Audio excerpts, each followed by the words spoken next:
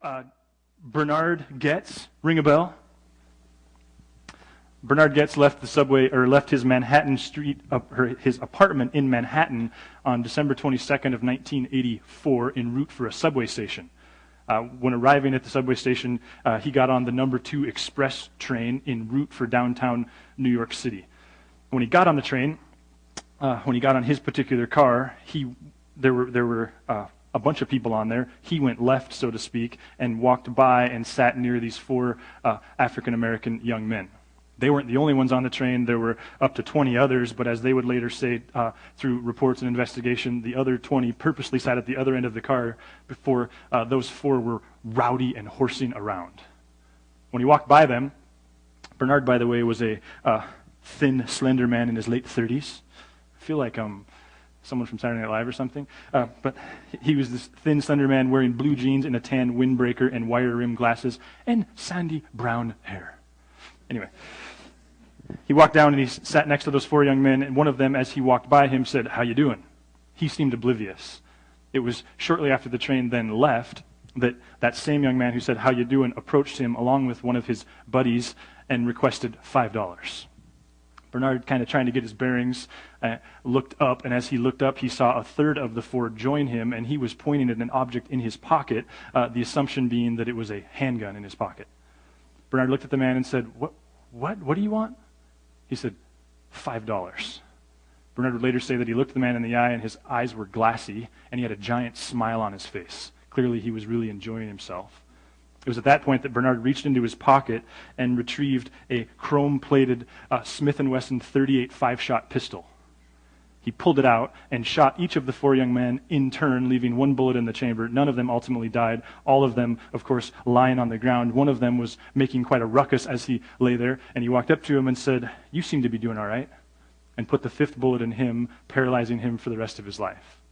Of course, when all this happened, someone pulled the emergency brake on the train. It came to a screeching halt. The other people in the train exited into the accompanying car, except for 2 women who were frozen by, fear.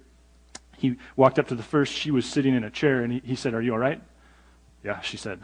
She walked up to the second. She was lying on the floor like prostrate. Apparently she thought it was a bear attack or something. She was playing dead. He said, "Are you all right?" She didn't move. "Can't get you." He said, "Are you all right?" She shook her head, "Yes." He looked up from there, and as he took another step, he was about to get off the train. There was the conductor right in front of him. The conductor said, "Are you a police officer?" He said, "No, I don't know why I did it. Guess they tried to rip me off." The conductor requested that he hand him the handgun. Bernard said, "No, I don't think I'll do that." Took the safety chain off the front of the door and jumped out of the train and into the subway system and just disappeared. What followed was a very local and quickly a very national story. He was branded the subway vigilante. Nobody knew who he was. But a large portion of the population was excited about this man who had stood up to crime. Some, of course, thought he was a criminal. Later it came out that of the 4 young men, all of them had criminal records, though none of them were carrying a gun. They were carrying long screwdrivers. 2 of them, though, had felonies for armed robbery prior to this incident. On New Year's Eve of that same year, just 9 days later, he turned himself in. And as some of you may remember, there was this kind of ominous, heavy scene that national news showed all over the country as Bernard was being led into jail in handcuffs, and these 4 young men were being released from the local hospital, although one of them would be paralyzed forever. That story, sociologists and historians and people who've studied that, and I've stolen their research from, they tell us that story captures what was New York City in the 1980s. That New York City was this place of epidemic crime. There were 600,000 serious felonies committed a year in the 1980s in New York City. 2,000 murders a year committed in New York City. On the subway itself, there were 20,000 serious felonies committed every year, which is why, as Montanans, we're all paranoid and terrified of going on the subway system, right? Because of days like these. This is the way we remember it, and for good reason, because in the 1980s, as Bernard stood on the platform, he waited, they tell us, on a very dimly lit platform with damp walls, and the walls that weren't, they were damp and they were covered with graffiti. They said that his train was most likely inevitably late because trains were always late. There was a fire in the subway system in the 80s every day and a derailment at least once a week. Crime scene photos, you can Google them, they make clear that the car itself was filthy. Garbage everywhere, graffiti on the walls, inside and out. They say that among those riding the train, most likely most of them are riding for free. Because in the 1980s, the New York City Public Transit Authority was losing $150 million a year on fare jumping. So most of them were there for free. It was also probably going about 15 miles an hour, though it was designed to go closer to 40, because there were so many parts of the rail that were red flagged that required that the conductor not go faster than 15 miles an hour. They say it was also cold, because the heating system was quite inadequate, and the cooling system in the summer was equally as inadequate. Panhandlers everywhere, they say. William Branton, a guy who will factor into the solutions a little bit later, said in his autobiography, after waiting in a seamless, endless line, this is his first experience on the New York City subway, after waiting in a seemingly endless line to buy a token, I tried to put a coin into a turnstile and found it had been purposely jammed. Unable to pay the fare to get into the system, we had to enter through a slam gate being held open by a scruffy-looking character with his hand out. Having disabled the turnstiles, he was now demanding that riders give him their tokens. Meanwhile, one of his cohorts had his mouth on the coin slots. How's that for germophobia? Sucking out the jammed coins and leaving his slobber. Be warm and richly blessed. Most people were too intimidated to take these guys on. Here, take the damn coin. What do I care? Other citizens were going over, under, around, or through the stiles for free. It was like going into the transit version of Dante's Inferno. Thus, they say, was life in New York City in the 1980s. But the relevance here is that less than 10 years later, and for sure within 10 years, like in the 1990s, everything turned. The city that was known for crime and violence by the mid-90s was known for just the opposite. In fact, by the mid-90s, felonies had been reduced by 50%. Murders by 2/3. On the subway system, felonies committed on the subway system were reduced by 75%, and there was very little, if any, fare jumping by the mid-90s. The question is, and you could also say this, that by the late 90s, New York City was known as one of the safest cities in the country, and even today, its subway system is a model to other cities as to how to construct and lead and build a functional, safe subway system. The question is, what happened? How the turn of events? How do you take an epidemic that large and turn it in a different direction? Malcolm Gladwell, in a book called Tipping Point, addresses this, and it's him that I'm indebted to for this. And he points out that there's a few things that sociologists know. First, they know that there wasn't some kind of transplant of the population. I mean, they didn't load everybody in North Dakota up and move them to New York City, and everybody to New York City and move them to North Dakota. There wasn't any kind of transplant. In fact, they said the city was only getting younger in the 90s. And if you understand criminology, you know that like the younger population is, the higher the crime and violence rate is. It was getting younger because the immigration population in the prior decades was just continuing to make the city younger and younger and younger. They say that there were just as many psychologically damaged people in New York City in the 90s as there were in the 80s.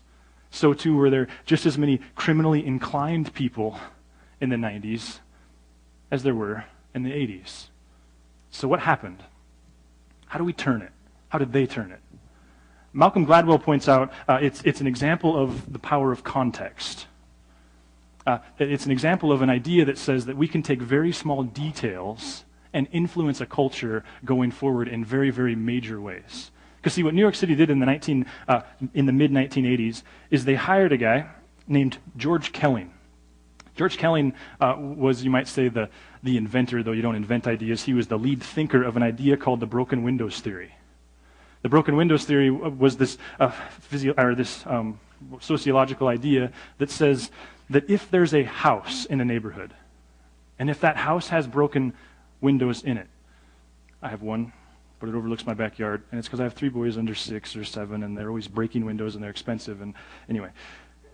What they say, though, is that if there's a house in a neighborhood, and there's a broken window in that house, and that window is left undealt with, then what that communicates to the surrounding population is no one cares, and no one's in charge. And thus, what you can count on is chaos following in that neighborhood, because there's no authority. Classroom teachers understand this. I mean, we can apply this on lots of levels, but at this time in the 1980s, it was radical. And when they hired George Kelly as a consultant, he began to say this to him, like, you want to turn your criminal epidemic around? You want to make this a safer city? You want to deal with your subway system and make it safer? There's some very minor things that we can address. Radical, crazy, but they trusted him. And the first thing that they did was they, in fact, went after the subway, which, again, is a little counterintuitive. You're dealing with murders and prostitution and drug dealing and all of that. And he says, hey, let's go get the graffiti off of the subway cars. That was his initial idea. Needless to say, he had lots of critics. But he was able to convince the people that needed convincing that they should invest millions and even billions into updating the cars themselves, taking solvents to the stainless steel ones, paint to the painted ones, and getting rid of the graffiti. And then they developed a policy that once a car was reclaimed, once it was free of graffiti inside and out, that it would never again enter service with graffiti on it. Not once. In fact, in one case, they noted that in Harlem was where a great deal of the graffiti occurred. And so he purposely had a crew do something. He allowed some graffiti to happen on a car because he noted that it took 3 days. There would be a prime layer the first day, then an outline would be put on that car, and then it would be filled in. He said, let it happen. And then literally, before they've even left the site on the third day, show up with your solvents, show up with your paint rollers, whichever is relevant, and get it off of there, which is what they did. And of course, you can see the message that was being communicated was, we don't care how hard you work on this, they're not getting out there. After they'd cleaned up the cars and they'd made them free of graffiti, they addressed the garbage because there was this radical idea that if a car is covered in garbage, there will be more crime in that car. After all of that happened, they then hired a guy named William Branton, famous for being the police chief in Los Angeles and also in New York City as it relates to our story. William Branton was also a disciple of the broken windows theory. And William Branton, upon being hired as commissioner of the police, he said, let's deal with the fare jumping. To which everyone went like, have you seen the data? We're talking murders. We're talking felonies. He said, I know. Let's deal with the fare jumping. Let's make people pay their fares. And, he's the boss, so they did. But the issue was, what's at stake in catching somebody for not paying their fare is $1.25. It's kind of a pain to arrest a guy for a $1.25 infraction and then spend 4 hours taking him down to the police station and dealing with it. What he knew was that there were 170,000 people per day riding the subway system and not paying their fare. Crazy. So he came up with a plan. He picked the stations that were the busiest and where this happened the most, and he would station up to 10 police officers just dressed like you and I, not in uniform, and he would instruct them to arrest every single person that didn't pay the fare. Didn't matter if they were 10 years old, didn't matter if they were white-collar businessmen, didn't matter if they were city employees, didn't matter whether they were male or female, arrest them all. And then, rather than taking them away to the room, anonymity, he daisy-chained them together.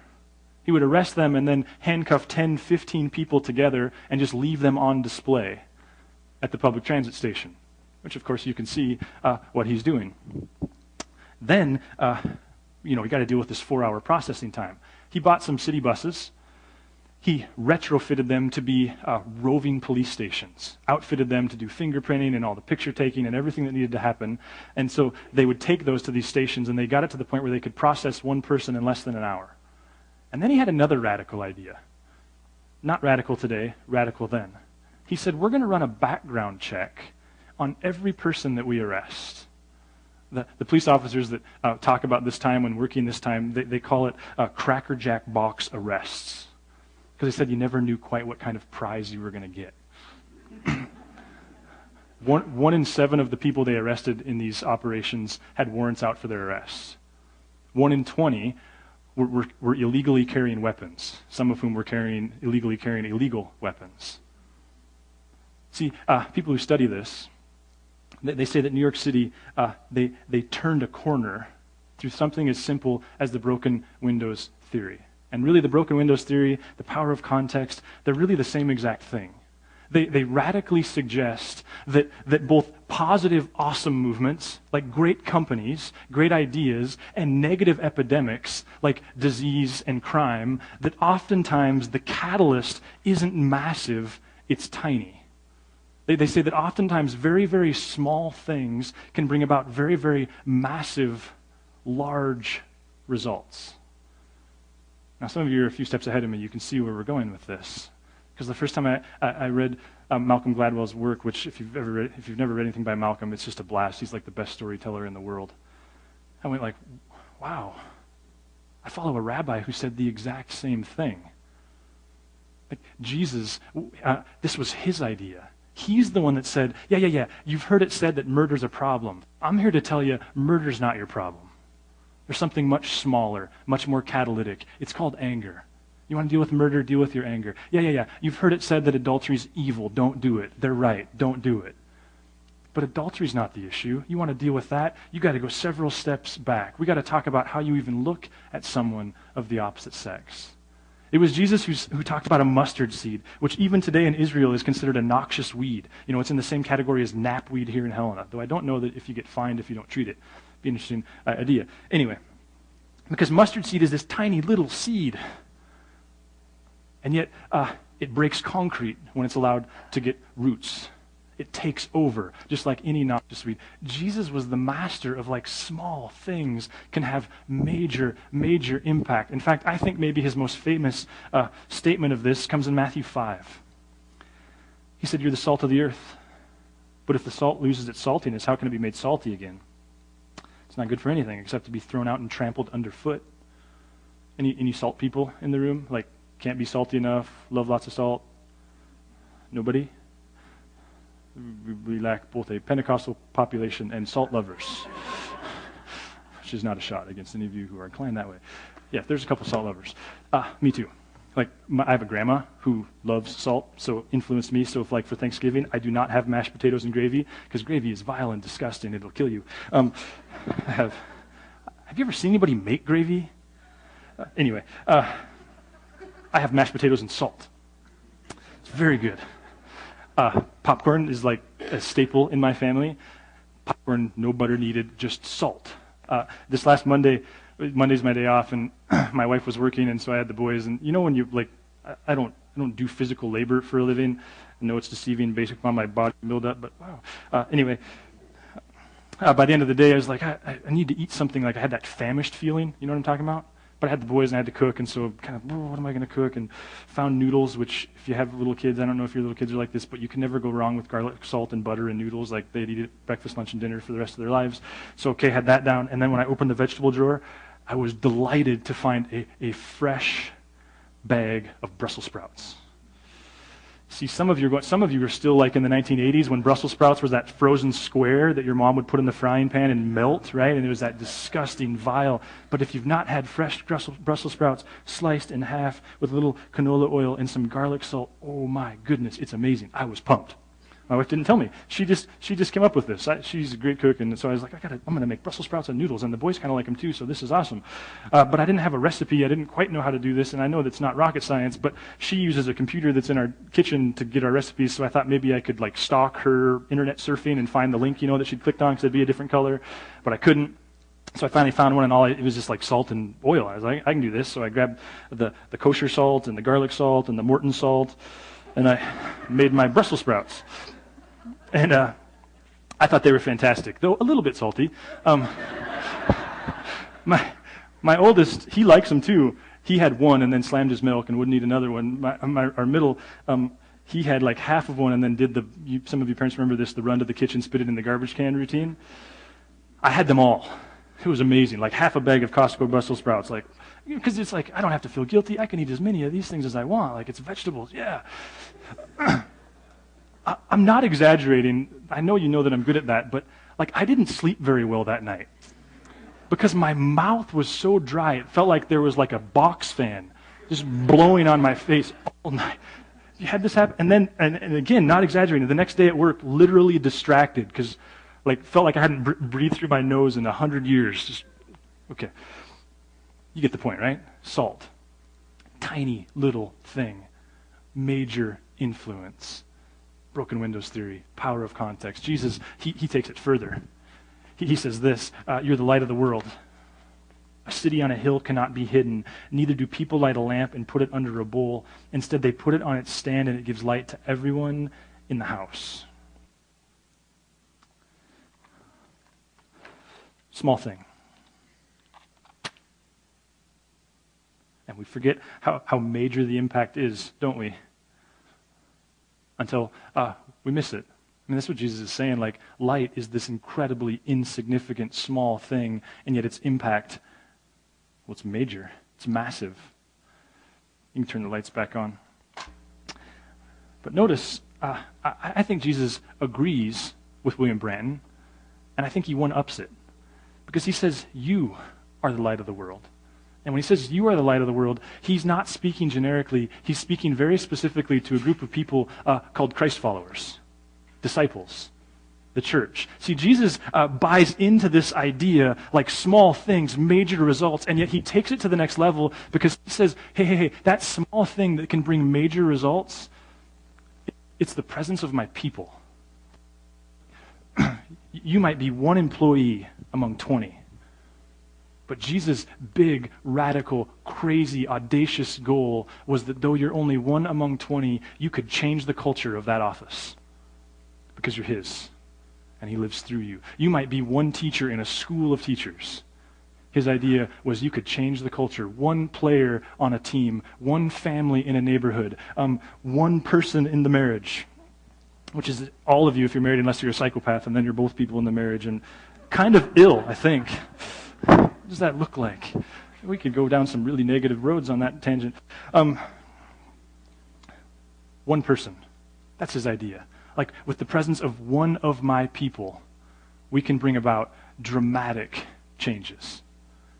See, we've been talking about organic kingdom bringing. We've been talking about this idea of, I think James said it very, very well last week, this series we're in called Reorganic. I think he summarized it well when he said, organic kingdom bringing is about asking the question, like, how can I serve God's kingdom in the environment that I already occupy? And if you're not familiar with Narrate culture, it's kind of part one of our passion, that we can influence. We don't have to run to Christian organizations and Christian gatherings. There's a place for that. But because of the skills you have and the job you occupy and the relationships that already exist in your life, there's ample opportunity to serve God. So we've been revisiting that.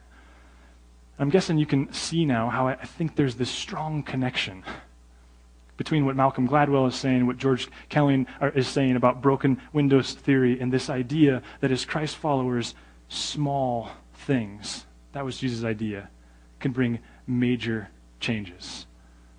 And I think Jesus was kind because he modeled some very specific ways that we can go about this. In Matthew 9, and this is just one incident we could pull from his story where he does this, it says, as Jesus went on from there, he saw a man named Matthew sitting at the tax collector's booth. Follow me, he told him, and Matthew got up and followed him. See, it seems like one of the things Jesus understood when it came to context was that we could bring about major change by just simply being relationally intelligent. Like in the process of being, relationally intentional. Can we bring the house lights down a little bit? I feel like the sun might be setting right above my head. They seem brighter. Sorry for that. Relationally intentional. We see Jesus do this time and time and time again in his life, where he invites people into his space, and he's not arrogant, and he's not obnoxious, but the assumption is, I can change the direction of your life by simply letting you occupy some of my relational space, by myself occupying some of yours.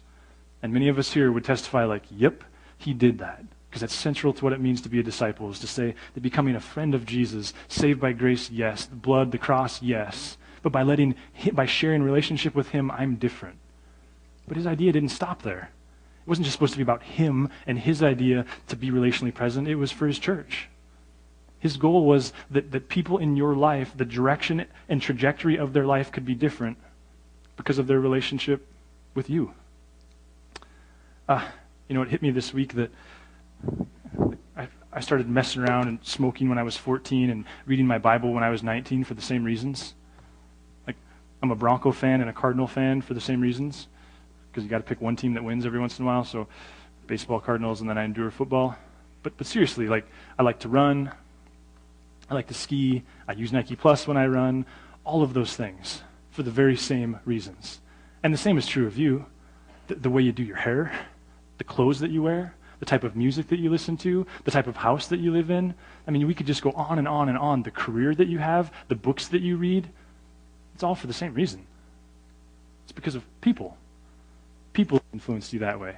None of us are as creative as we think we are. It's that we change based upon who our relationships are with. And Jesus had this crazy idea, like I will send people into the world, and by simply being relationally present, lives will change. Really, another way to say this is to say that, like peer pressure, we always talk about it from a negative standpoint. It's not just a negative thing. It works both ways, right? The Bible's been talking about this for thousands of years. In Proverbs, it says this, walk with the wise and become wise. For a companion of fools suffers harm. Maybe for you the question this morning is, who are those people, like on the periphery of my life relationally, that God's just kind of tapping me to give them more space? Not saying you have to invite them to a Bible study, though. I mean, that's okay too. Not saying that you have to invite them to move into your guest room. Like, who are the people that God's just going like, could you just like have them over for dinner every once in a while? Could you let them sit on your couch and like watch the World Series with you? Like, who are the people, or maybe who are the kids in your kid's classroom that you could just change the direction of their life by just being present? And I think we could flip it as well. Maybe you're someone that's struggling with something specific. Maybe you have this desire to follow Jesus, and that is such a nondescript idea for you. You don't even quite know what that looks like. Maybe you're someone that your finances are a wreck. Maybe you're someone that's in a marriage that's a wreck, and quite frankly, you've never had good marriage modeled to you. Maybe you don't need to go get a PhD in finances or find the world's best marriage counselor. Maybe just asking another marriage that does it well, or a friend that you know saves well and spends well and budgets well, to just spend some time with you. And maybe it gets specific on marriage. Maybe it gets specific on finances. Maybe, as the old adage goes, more is caught than taught. Maybe just by sharing space, things can change. See, that's what the broken windows theory said is, man, you pick up the garbage off the floor and get the graffiti off the walls, and all of a sudden people stop shooting each other. And you're like, that is ridiculous. And yet that's what history tells us is true.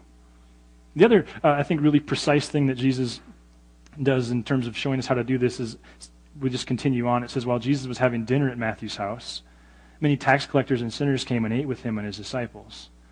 When the Pharisees saw this, they asked the disciples, why does your teacher eat with tax collectors and sinners? It's a very good question, isn't it? Like, why did Jesus eat with tax collectors and sinners? Was it because he was cavalier about sin? Was it because he was naive to the negative impacts that human brokenness can have on people? Or was it because he was at all cavalier about any number of vices that can destroy lives? Or was it entirely different than that? See, Jesus actually answers it. He says, on hearing this, Jesus said, it's not the healthy who need a doctor, but the sick. But go and learn what this means. I desire mercy, not sacrifice.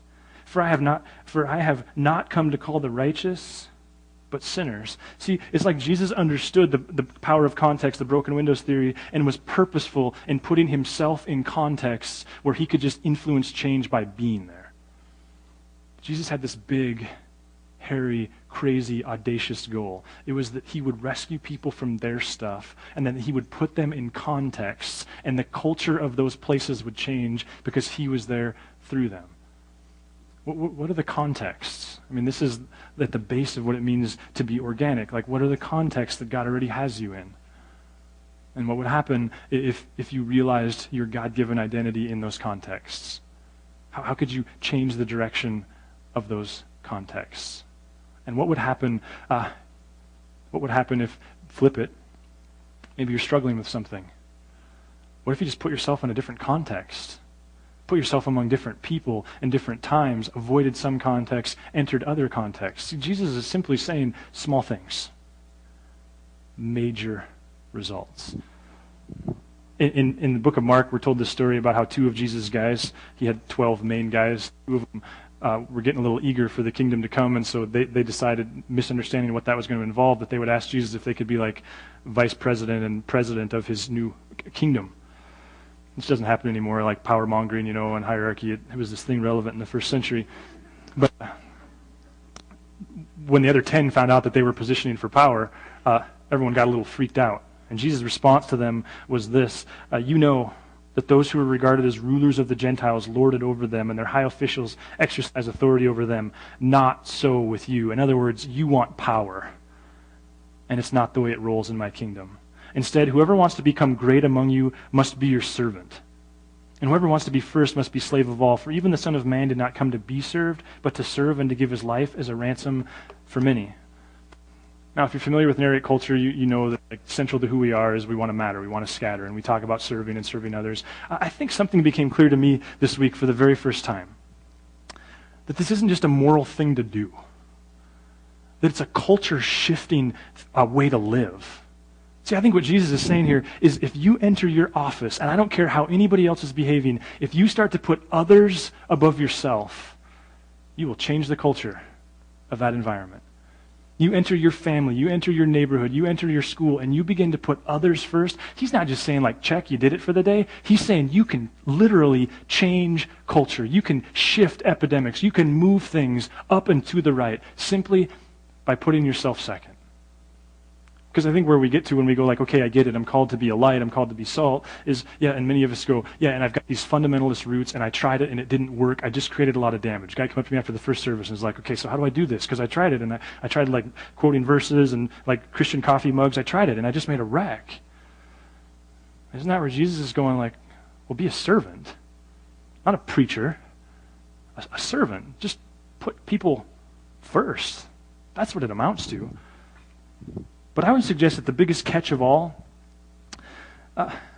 is that we're not just Christians by title. And honestly, I think this is a little heavy, and I just feel like it's where God would have us consider. Because you're not just a light because you're a Christian. We're not salt, I'm not salt, just because I believe that there was a historical Jesus who died on a cross, and thus I go to heaven when I die. That doesn't by default make me salt and light. What makes me salt, what makes me light, what makes you salt, what makes you light, is the hard work of spiritual transformation. The hard work of allowing God's grace to transform us and doing our responsibility to beat our bodies and allow God to mold us into his image. What Paul said, to put on the righteousness of Christ. Like we're not salt by default. It requires that we become Christ followers by more than title, but through this active transforming process with the Lord. So that we become, and I think of Psalm here, Psalm 1, where the psalmist says, oh, the joys of those who do not follow the advice of the wicked, or stand around with sinners, or join in with mockers. But they delight in the law of the Lord, meditating on it day and night. They're like trees planted along the riverbank, bearing a fruit each season. Their leaves never wither, and they prosper in all they do. So I guess my prayer for you and my thought for you is this. What if every one of us left with one person that we feel like God is asking us to be more intentional with? Or one context where he's asking us to enter it, or to enter it with a different mindset? Or maybe for you it's, again, 180 degrees opposite. What's one couple that you and your wife, you and your husband need to seek out? One relationship that where you go like, I may or may not ask him how he creates his budget, but I'm just going to spend time with him and assume that that's going to rub off. I mean, you can ask too. What's just one thing where the broken windows theory that small things can bring about major results? What's one way you could grab a hold of that? Let me just give you a moment to reflect with the Lord, and then I'll close this up in prayer.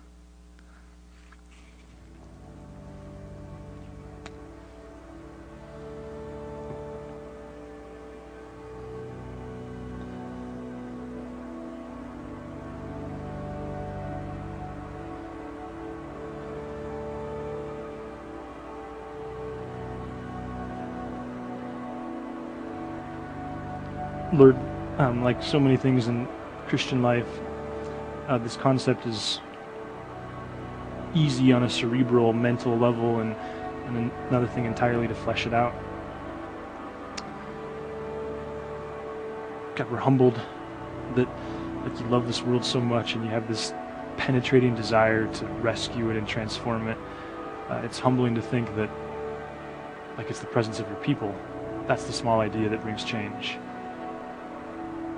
So I just pray for friends, Lord, who are thinking of their workplace environment, their family environment, or their neighborhood. Maybe a kid in their kid's class.